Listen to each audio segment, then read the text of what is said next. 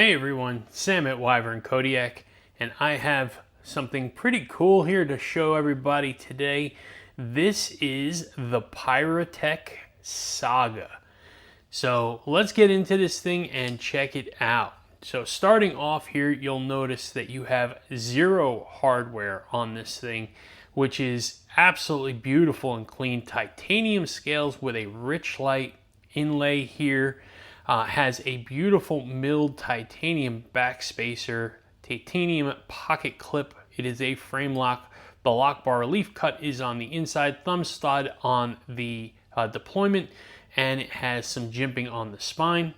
Now, Piratech is known for magnetic setup here, so if you look right here, you've got a little gap at the top here, and we could pop this off, and there you go.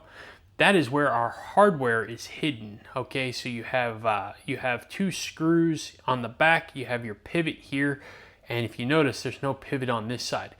The setup is actually really cool. This actually screws all the way through into this scale.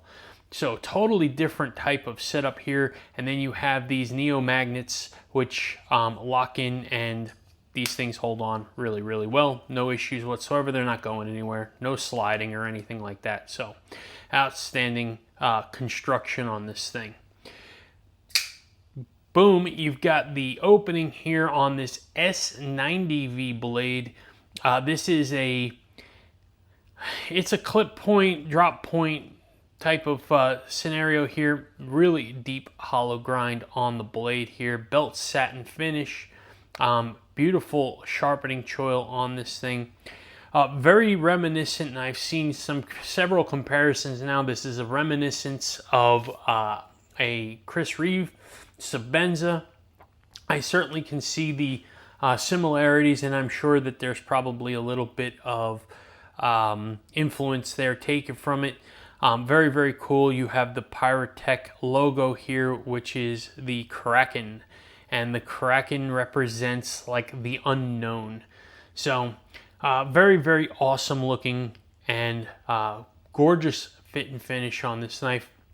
Let's talk about Piratech as a whole for a second here. So Piratech was started in 2023 by Damon and Kay. They left Kaiser and they built Piratech. Now Piratech is actually pirate and tech put together. That's Piratech, and it's rebellion, I'm assuming, from Kaiser, and then the tech part, precision engineering and exacting standards and all that kind of stuff. So really cool little backstory about how this company came to be. And I know that in the beginning it was flying blind and struggle into the unknown, but they have put together one heck of a product line that is very successful now. So very, very cool backstory on that. So let's talk about specs here real quick. The specs on the Saga, we are looking at 8.27 inches overall. You've got a 3.57 inch blade, and it weighs 4.37 ounces. We'll do some comparisons. We're going to do it against our normal suspects here. We have the Demko AD 20.5. We have a Demko Shark Cub, and you can see it's not even close. The Piratech is much bigger than both of them. And then we'll pull out a Vosteed Porcupine. That's a Thai Slim version here.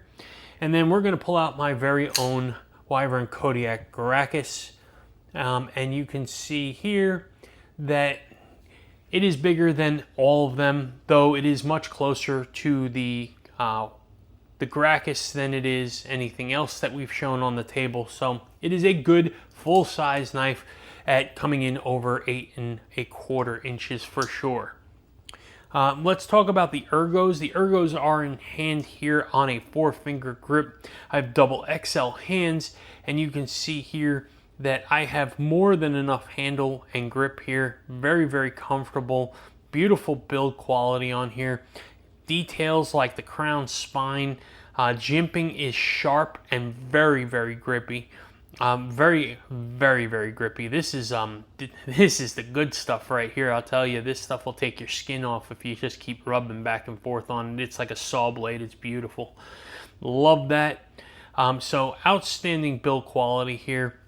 These are some flat scales. You can look down there. There's no contouring on that. But to be honest with you, they really don't need to be. They're still extremely comfortable on here. And it feels substantial in the hand.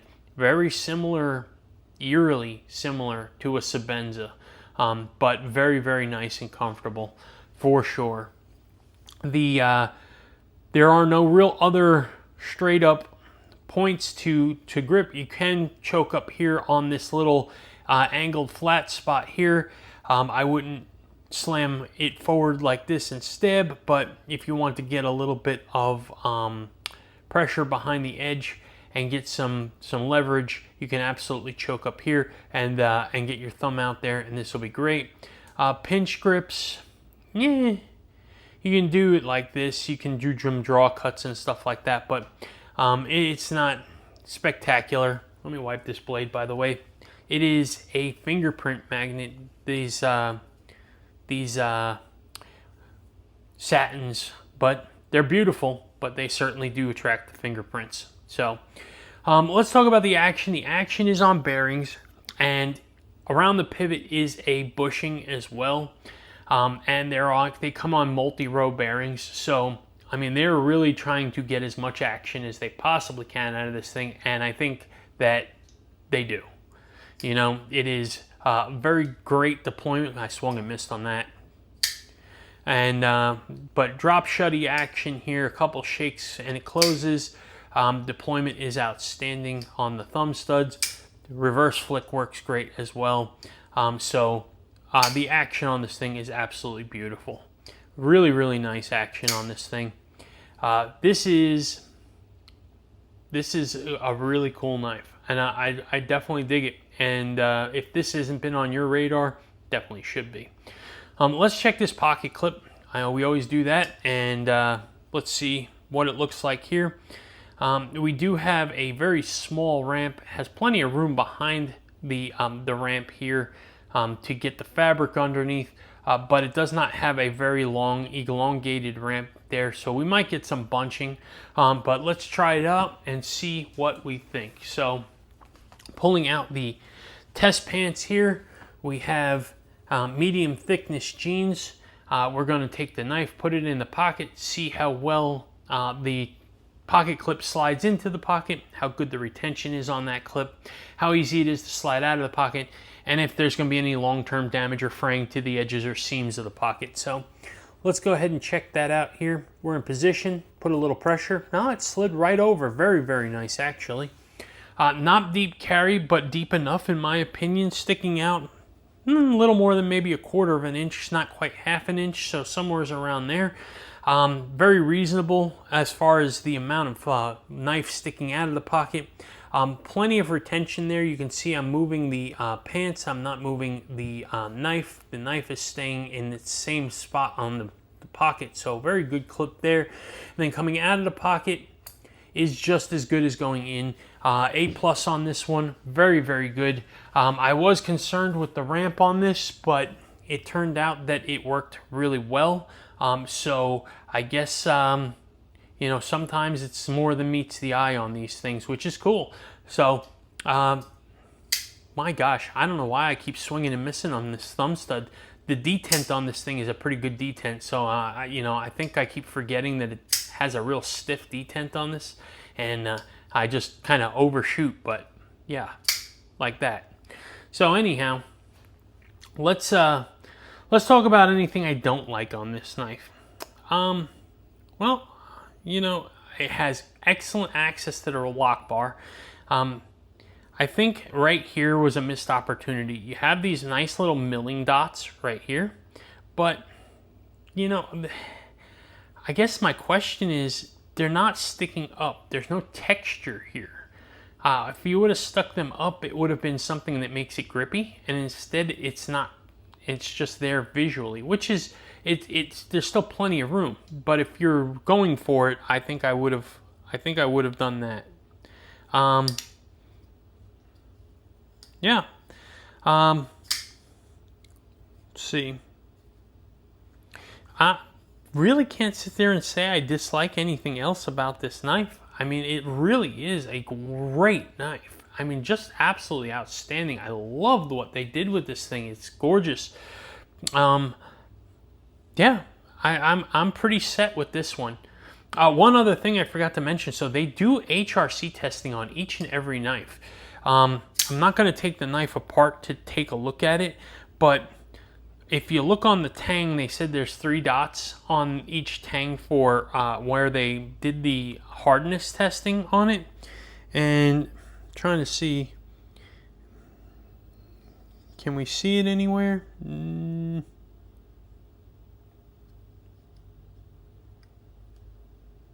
No, I think it's behind here and we can't catch it. But anyway, it comes with a card and it actually has the hardness testing, true hardness testing. This one tested at 62.1 HRC, which is outstanding for S90V. So, you know, they do test each individual one. There should be no question about the hardness on each and every one of these knives, which is great. So just another really cool feature. They are doing things the right way. And this knife came in at about $340. So you're getting a hell of a nice deal. Innovative, great quality, incredible action, excellent ergos, a true tested HRC on here. So really, really cool. Let me know what you guys think. Do you guys have any experience with Piratech? This is the first one I've ever touched. And I know they have the cracky and all that kind of stuff, but I haven't touched any of those yet. So this is my first experience with them, and I'm absolutely delighted with it. And I hope to get my hands on another one. So drop me a comment. I'd love to hear from you all. Let me know what you think on this thing. It's sick, in my opinion. And do me a favor as well, if you're not subscribed to the Wyvern Kodiak YouTube channel, go ahead and give us a sub. We appreciate the support. Check out our website, wyvernkodiak.com. The Gracchus is in full effect right now for pre-orders. So these are open for another 3 weeks at its discounted price. So head over there and check that out. Get yourself one while supplies last. Hang out with us Wednesday nights live in the Dragon's Lair. That's a YouTube live show. And follow us on Instagram at Wyvern Kodiak. I hope everybody enjoyed this video. This is a super cool knife. I definitely enjoyed reviewing this thing. I hope everybody has a fantastic weekend and you all have a great day.